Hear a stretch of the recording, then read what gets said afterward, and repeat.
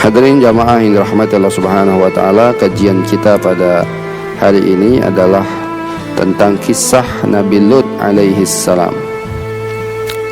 Salah seorang nabi yang diutus oleh Allah Subhanahu wa taala kepada kaum Sodom, yang mana kita telah kenal bahwasanya banyak sekali kemungkaran-kemungkaran yang dilakukan oleh kaum Sodom ini, terkhusus adalah perilaku homoseksual, ya, perilaku melakukan perbuatan yang sangat keji, yaitu ya homoseksual, hubungan antara laki-laki dan laki-laki. Hadirin jamaah yang dirahmati Allah Subhanahu wa taala, Nabi Lut alaihi salam adalah keponakan daripada Nabiullah Ibrahim alaihi salam. Nabi Lut alaihi salam adalah keponakan daripada Nabi Ibrahim alaihi salam.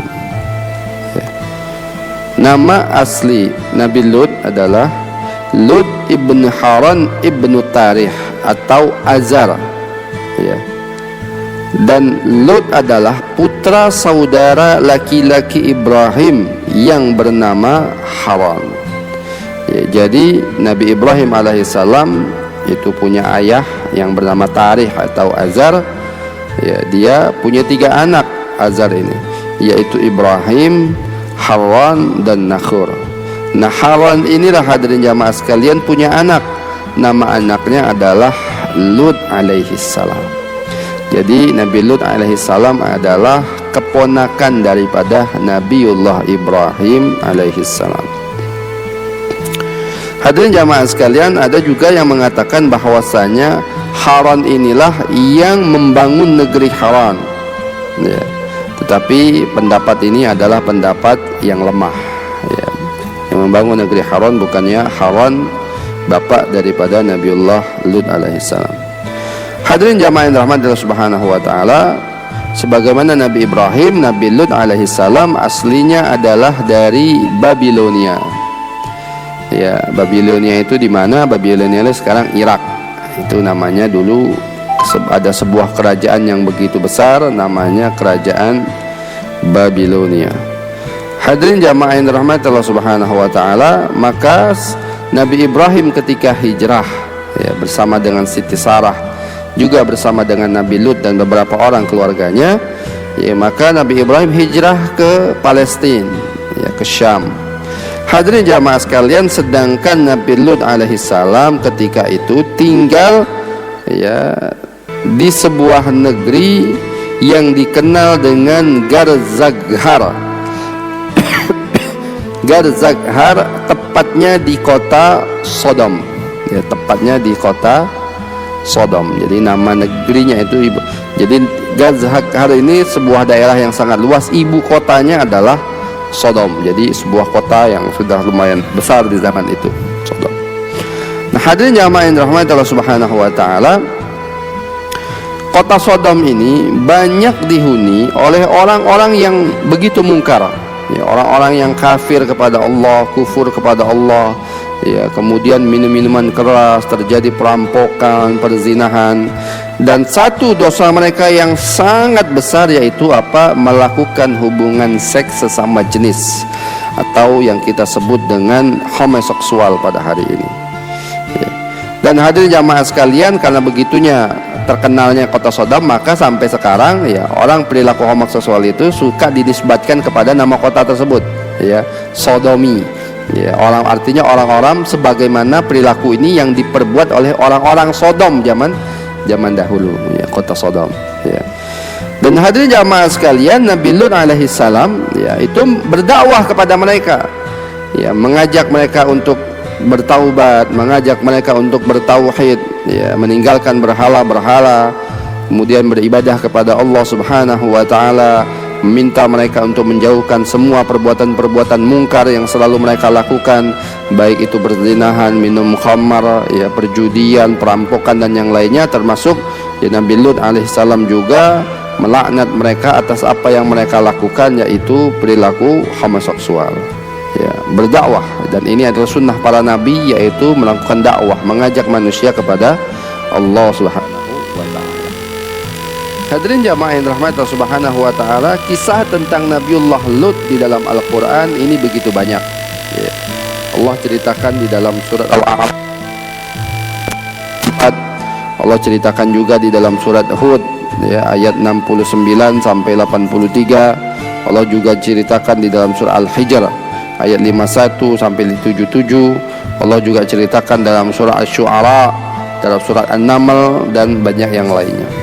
Hadirin jamaah yang dirahmati Allah Subhanahu wa taala, marilah kita baca salah satu kisah di dalam Al-Qur'an yang berkaitan dengan Nabi Lut ini, yang Allah abadikan di dalam surat Al-A'raf ayat 80 sampai 84. A'udzu billahi minasyaitonir rajim. Wa lutan idh qala liqaumihi atatuna al-fahishata ma sabaqakum biha min ahadin minal alamin innakum lata'tuna ar-rijala syahwatan min dunin nisa'i bal antum qaumun musrifun. Wa ma kana jawaba qaumihi illa an qalu akhrijuhum min qaryatikum innahum unasun yatatahharun.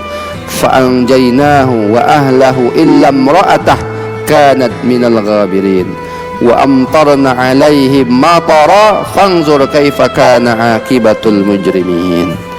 Ya, Allah Subhanahu wa taala berfirman di dalam surah Al-A'raf, wa lutan idz qala liqaumihi, ya, dan tentang Lut ketika dia berkata kepada kaumnya, atatuna al-fahishata, mengapa kamu melakukan perbuatan keji, ya.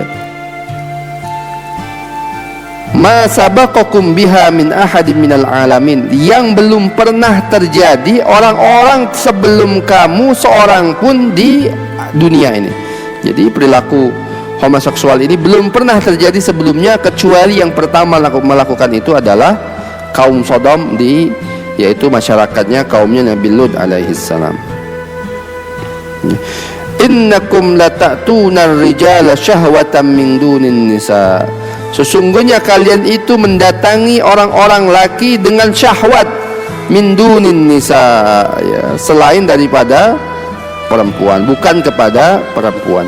Bal antum qaumum musrifun, bahkan kalian itu termasuk orang-orang yang melampaui batas. Wa ma kana jawaba qaumihi, ya, maka tidaklah jawaban kaumnya ketika diberi peringatan oleh Nabiullah Lut ini, illa an qalu akhrijuhum min qaryatikum, mereka berkata, keluarkan ini Lut daripada negeri kalian.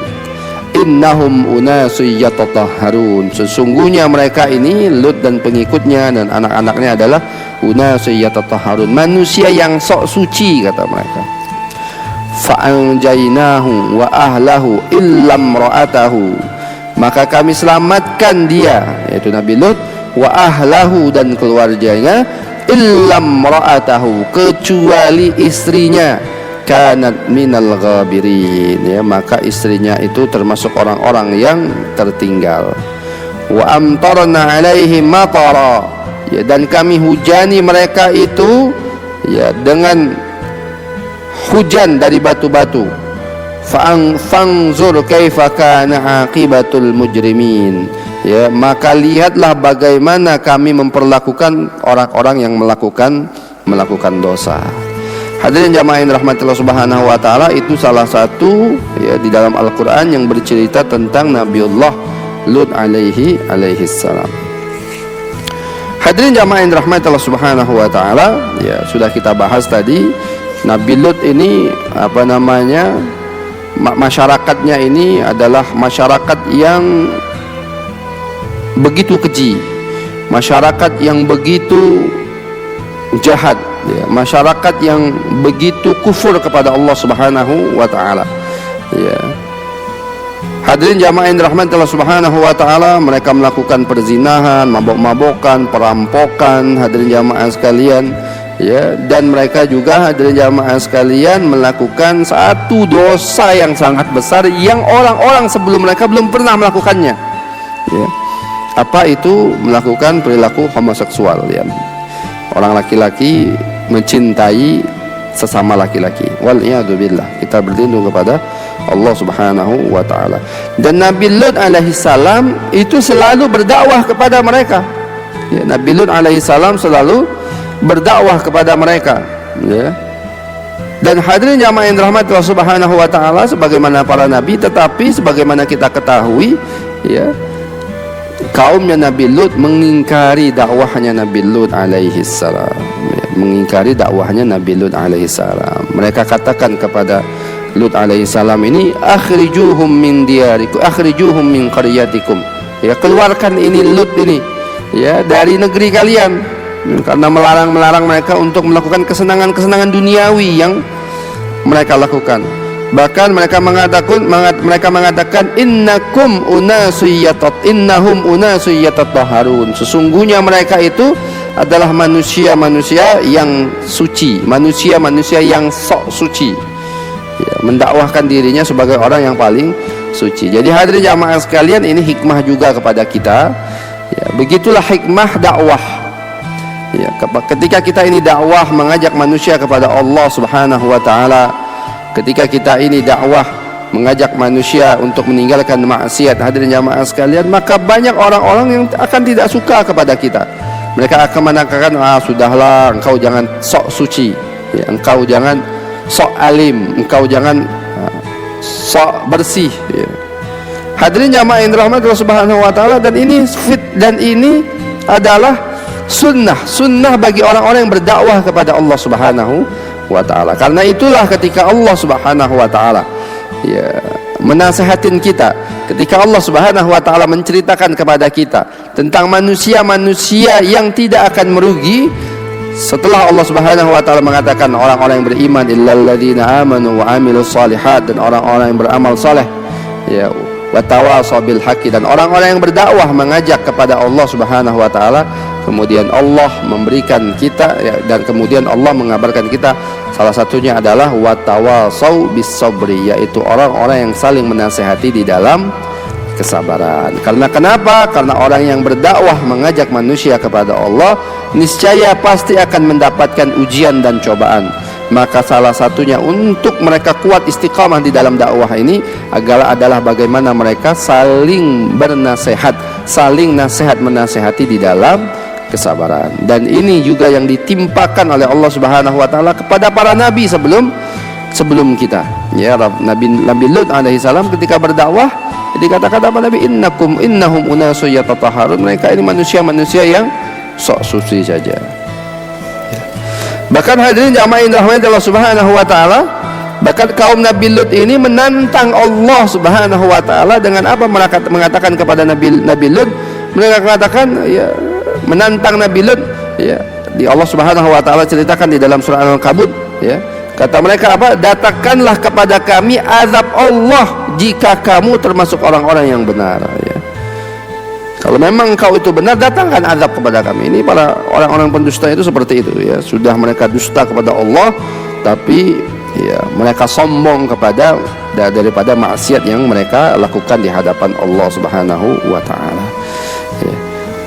Dan hadirin jamaah yang dirahmati Allah Subhanahu wa taala, salah satu kebencian Allah Subhanahu wa taala kepada iblis ketika mengusir, ya, iblis daripada surga bukan karena dia tidak mau bersujud kepada Nabi Adam, dia tidak mau sujud maksiat kepada Allah, tidak mau sujud, itu sudah membuat Allah murka. Tetapi yang membuat Allah Subhanahu wa taala murka adalah perkataan iblis setelah itu, ya. Iblis sombong dengan mengatakan, wahai Allah, ya, engkau menyuruh aku untuk bersujud pada Adam, padahal engkau ciptakan dia itu dari tanah, sedangkan engkau ciptakan aku dari api. Dengan sombongnya iblis itu, hadirin jamaah sekalian, maka Allah murka kepada iblis dan iblis diusir daripada surganya Allah Subhanahu wa taala. Nah, hadirin jamaah yang dirahmati Allah Subhanahu wa taala, di sini ada riwayat, ya, hadirin jamaah sekalian, kemudian karena mereka ini terus, ya, sombong kepada Allah Subhanahu wa taala dan tidak mau, ya, tunduk kepada Allah Subhanahu wa taala, maka Allah akan menghancurkan negeri mereka ini dengan cara apa, hadirin jamaah sekalian? Allah mengutus dua malaikat kepada Nabi Lut alaihi salam, ya.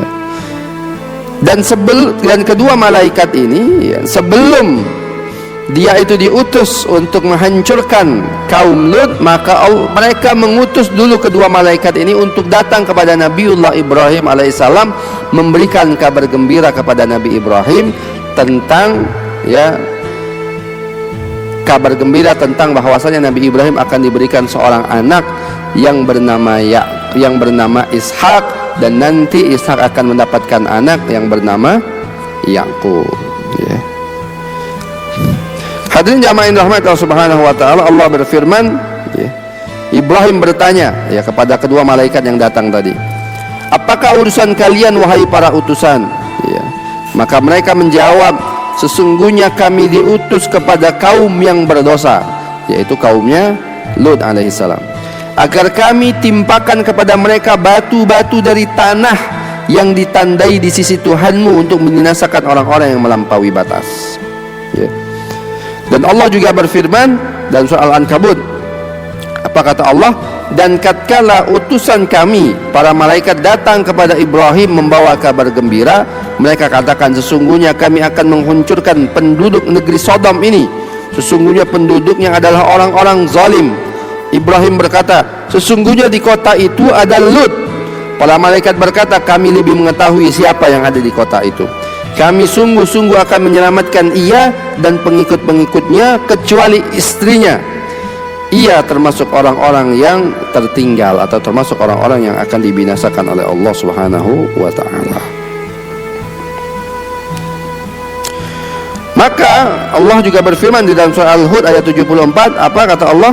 Maka tatkala rasa takut hilang dari Ibrahim dan berita gembira telah datang kepadanya, ia pun bersoal jawab dengan malaikat-malaikat kami tentang Lut. Jadi hadirin jamaah sekalian, ya, ketika Nabi Ibrahim alaihissalam dikasih tahu bahwasanya dia akan mendapatkan anak dan kemudian para malaikat ini akan menghancurkan negeri Lut, maka Nabi Ibrahim ketika itu, ya, berdiskusi dengan malaikat, ya. Artinya apa? Nabi Ibrahim ingin mengatakan bagaimana kalian akan menghancurkan negeri Sodom tersebut, padahal di situ ada, ya, padahal di situ ada Lut, seorang nabi, orang soleh, orang yang taat kepada Allah Subhanahu wa taala, keponakannya sendiri daripada Nabiullah Ibrahim alaihissalam, ya. Dan hadirin jamaah sekalian, ini tanda-tanda bahwasanya bagaimana sifat mulianya Nabi Ibrahim. Jadi Nabi Ibrahim alaihissalam itu memiliki sifat yang sangat penyayang, ya, sifat yang sangat penyantun, ya. Dan Allah Subhanahu wa taala puji Nabi Ibrahim, ya. Ya. Allah Subhanahu wa taala puji Nabi Ibrahim di dalam surat Hud ayat 75 sampai 76. Apa kata Allah? Sesungguhnya Ibrahim itu benar-benar seorang yang penyantun lagi penghibah dan suka kembali kepada Allah Subhanahu wa taala. Wahai Ibrahim, tinggalkanlah perbincangan ini. Sesungguhnya telah datang ketetapan Tuhanmu, dan sesungguhnya mereka itu akan didatangi adab yang tidak dapat ditolak. Jadi memang Allah puji Nabi Ibrahim karena kelembutan hatinya.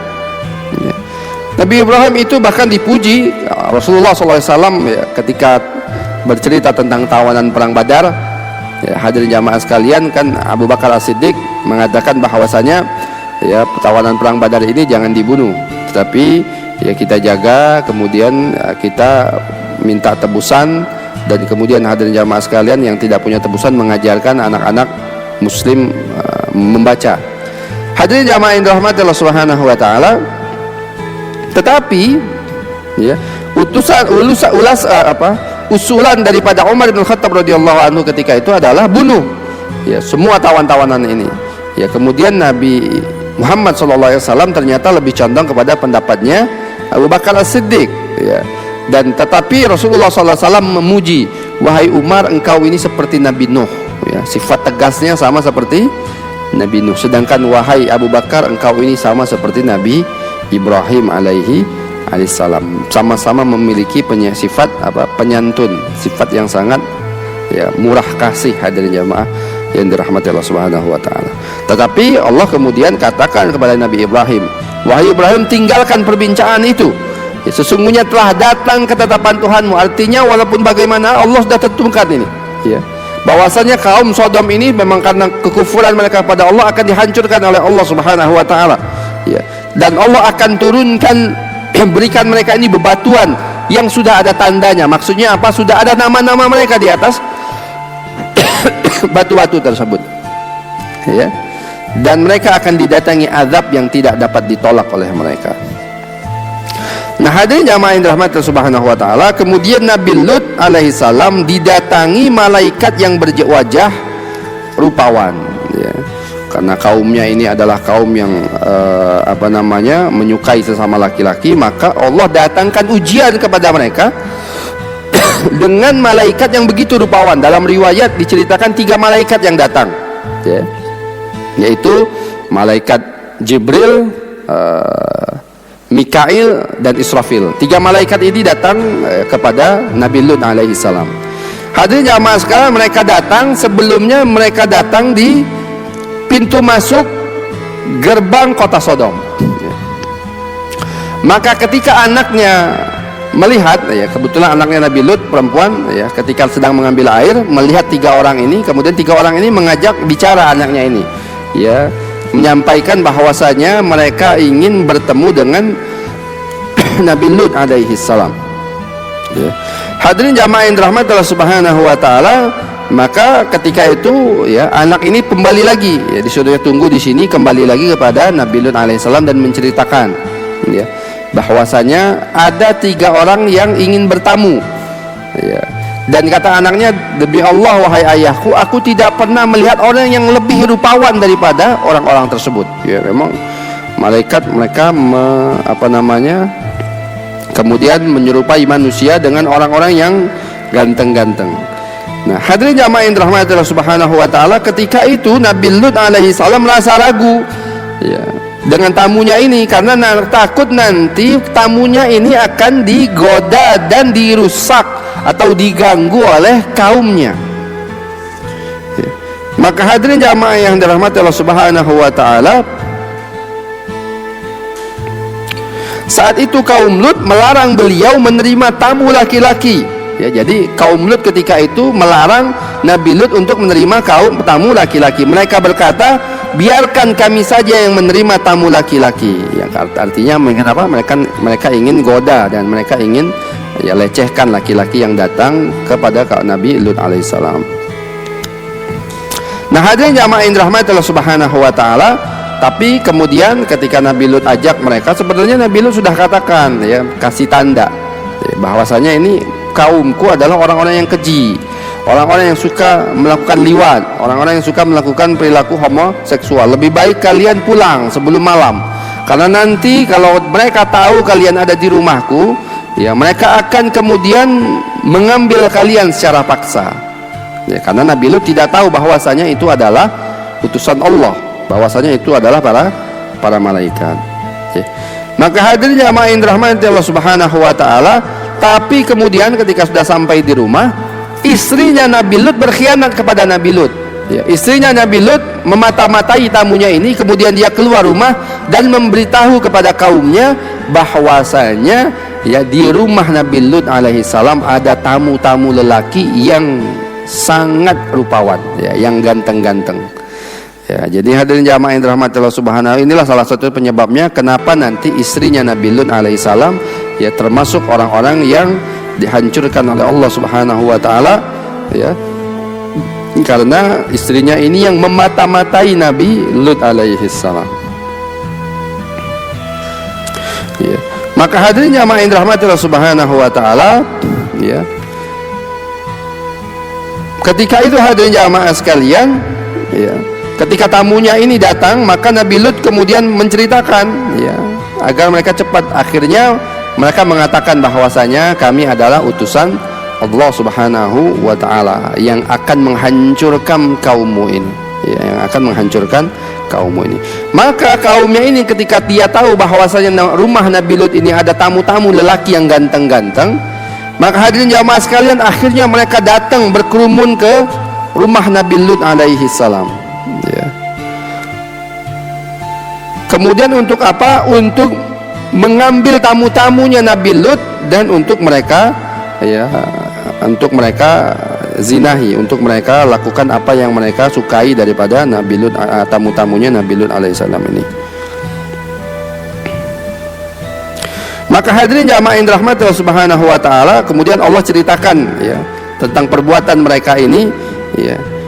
Nabi Lut alaihissalam berkata kepada mereka, dan datanglah penduduk kota itu ke rumah Lut dengan gembira ya, karena kedatangan tamu-tamu itu.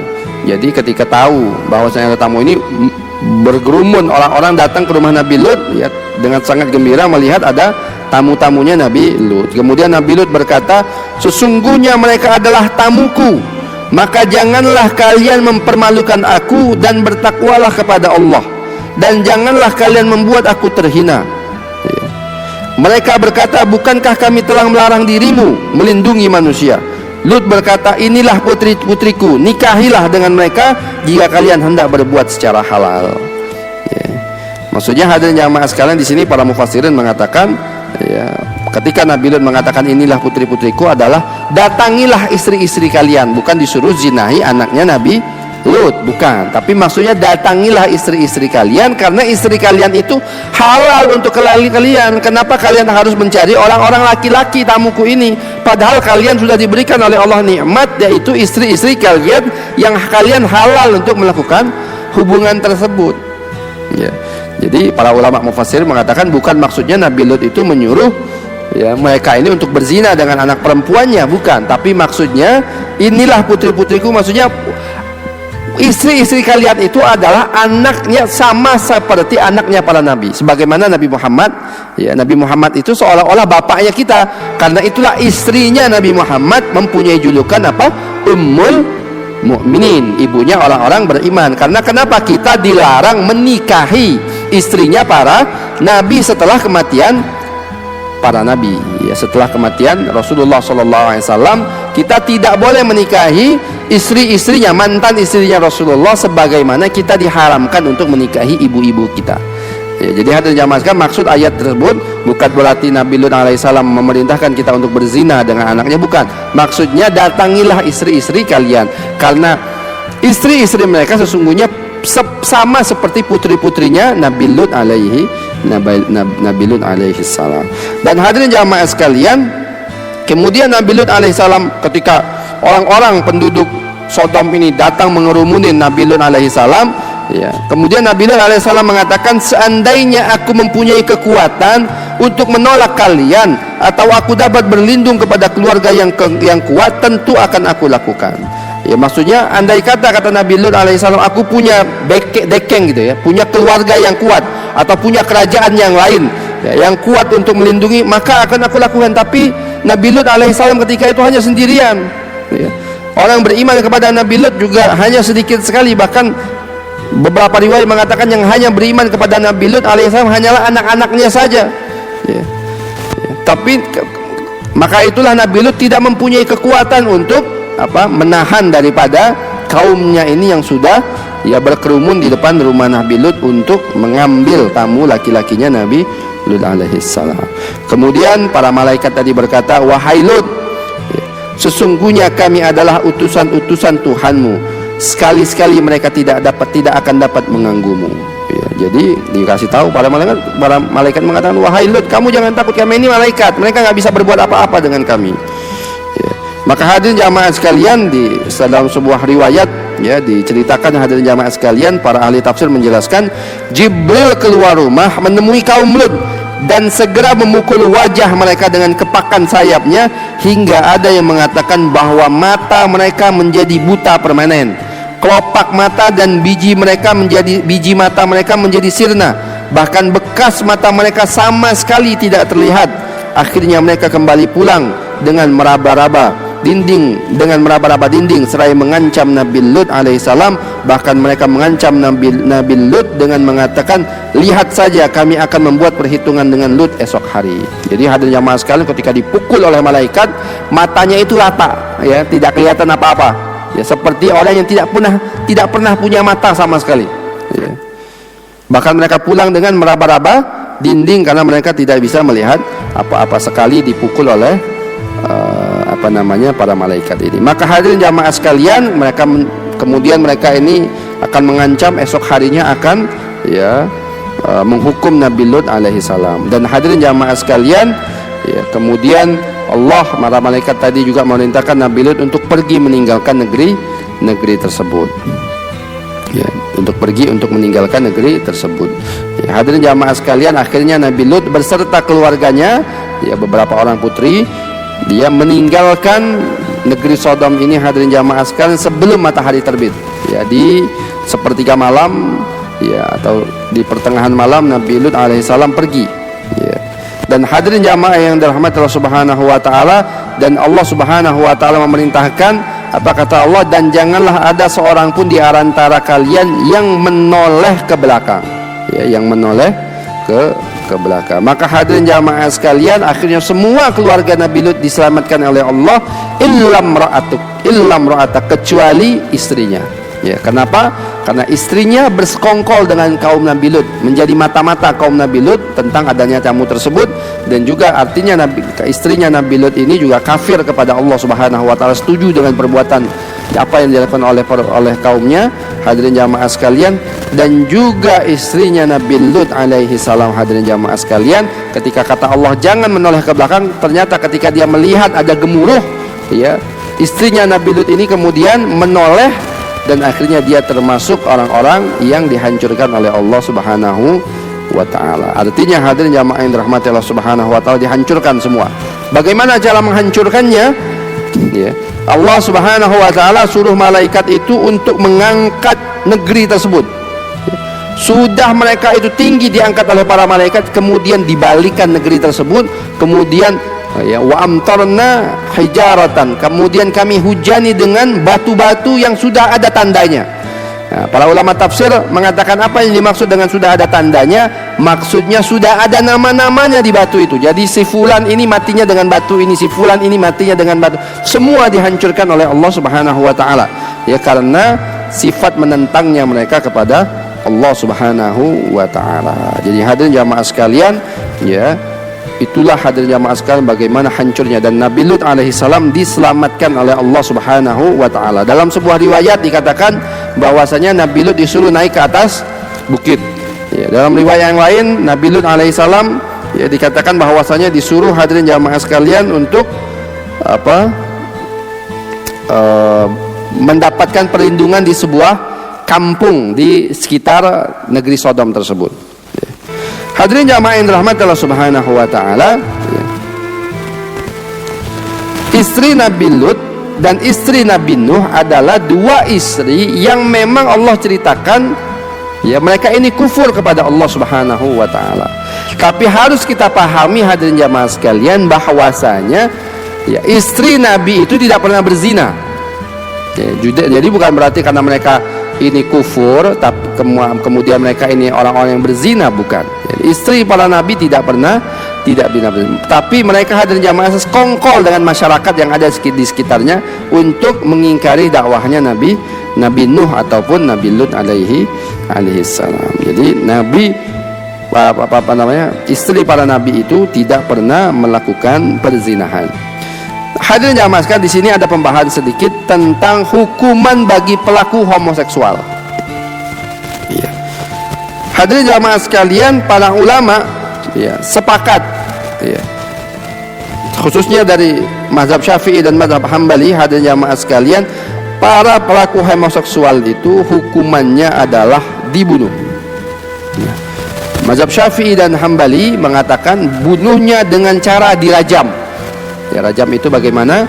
Rajam itu diletakkan di bawah tanah, kemudian dilemparkan dengan batu sampai dia meninggal dunia, itu rajam. Ini mazhab Syafi'i dan mazhab Hambali mengatakan, ya, kalau orang yang melakukan liwat atau hubungan homoseksual, kalau ada syariat Islam hadirin jamaah sekalian, maka hukumannya adalah mati, baik dia sudah menikah ataupun belum menikah. Beda kalau misalnya zina dengan perempuan. Kalau zina dengan perempuan hadirin jamaah sekalian, kalau dia belum menikah dicambuk, kalau dia sudah menikah dirajam. Tapi hadirin jamaah sekalian, kalau liwat hubungan homoseksual, baik dia sudah menikah ataupun belum menikah, hukumannya tetap sama. Apa itu? Rajam. Ya, sama, walaupun dia sudah menikah ataupun belum menikah. Hadirin jamaah yang dirahmati Allah Subhanahu wa taala, Ini sesuai dengan hadis Nabi SAW riwayat Imam Ahmad dari sahabat Ibnu Abbas radhiyallahu anhu. Ya, Rasulullah SAW bersabda, siapa yang diantara kalian mendapati orang yang melakukan perbuatan kaum Lut, yaitu melakukan homoseksual, maka bunuhlah kedua pelakunya itu. Hadis riwayat Ibnu Majah, Tirmidzi dan Abu Daud. Hadirin jamaah yang dirahmati Allah Subhanahu wa taala, sedangkan mazhab Abu Hanifah ya sama, hukumannya adalah mati juga, tapi caranya beda.